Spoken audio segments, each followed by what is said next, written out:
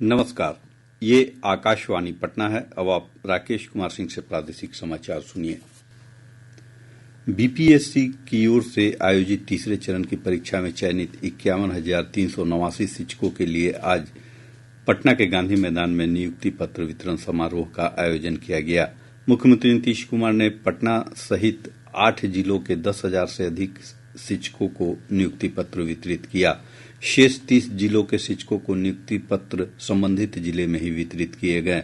इस अवसर पर अपने संबोधन में मुख्यमंत्री ने नवनियुक्त शिक्षकों को बधाई देते हुए कहा कि एनडीए सरकार शिक्षा के क्षेत्र में लगातार काम कर रही है। उन्होंने कहा कि पहले, दूसरे और तीसरे चरण को मिलाकर अब तक 2,68,548 शिक्षकों की नियुक्ति की गई है। उन्होंने कहा कि इससे छात्र शिक्षक अनुपात में प्रभावी सुधार देखने को मिल रहा है। मुख्यमंत्री ने कहा कि बीपीएससी की ओर से आयोजित परीक्षा में चयनित 42,118 हेडमास्टर भी पास हुए हैं।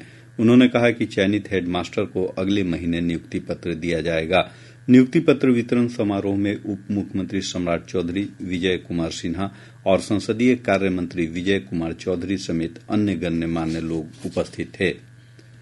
प्रधानमंत्री नरेंद्र मोदी ने सोशल मीडिया पर महिलाओं को सशक्त बनाने में कृत्रिम बुद्धिमत्ता एआई की भूमिका पर महिला और बाल विकास मंत्री सावित्री ठाकुर द्वारा लिखा एक लेख साझा किया। श्री मोदी ने कहा कि एआई महिलाओं के लिए बेहद उपयोगी होने के साथ साथ अनेक अवसर भी प्रदान कर रहा है।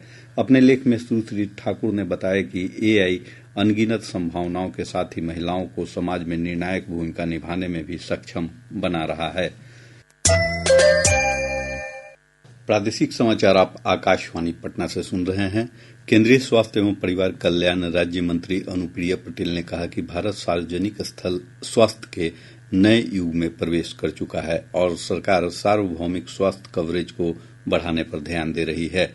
आज नई दिल्ली में उन्होंने कहा कि देश में मेडिकल कॉलेजों की संख्या 2014 में 380 से बढ़कर 2024 में 787 हो गई है। श्रीमती पटेल ने कहा कि देश भर में एम्स की संख्या भी 6 से बढ़कर 22 हो गई है।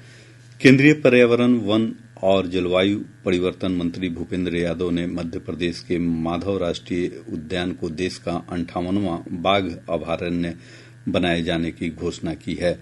एक सोशल मीडिया पोस्ट में श्री यादव ने कहा कि प्रधानमंत्री नरेंद्र मोदी के नेतृत्व में सरकार वन्य जीवों की सुरक्षा और पर्यावरण संरक्षण के लिए प्रतिबद्ध है।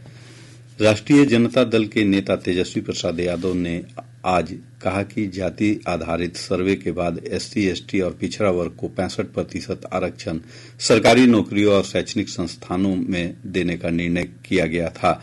उन्होंने कहा कि मुख्यमंत्री नीतीश कुमार के नेतृत्व वाली सरकार इसे लागू करने में विफल रही है।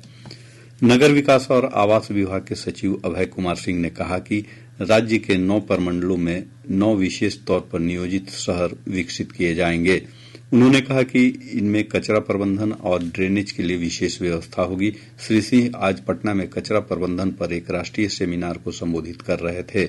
उन्होंने कहा कि राज्य में नगर निकायों के पास अपशिष्ट प्रबंधन को प्रसंस्करण को लेकर बड़े प्लांट नहीं है। उन्होंने नगर निकायों के क्षमतावर्धन पर जोर दिया। ICC champions trophy cricket tournament के फाइनल में आज दुबई में भारत का सामना न्यूजीलैंड से हो रहा है। न्यूजीलैंड ने टॉस जीतकर भारत को पहले बॉलिंग के लिए आमंत्रित किया है। ताजा समाचार मिलने तक न्यूजीलैंड ने 6 ओवरों में बिना कोई विकेट खोए 40 रन बना लिए हैं।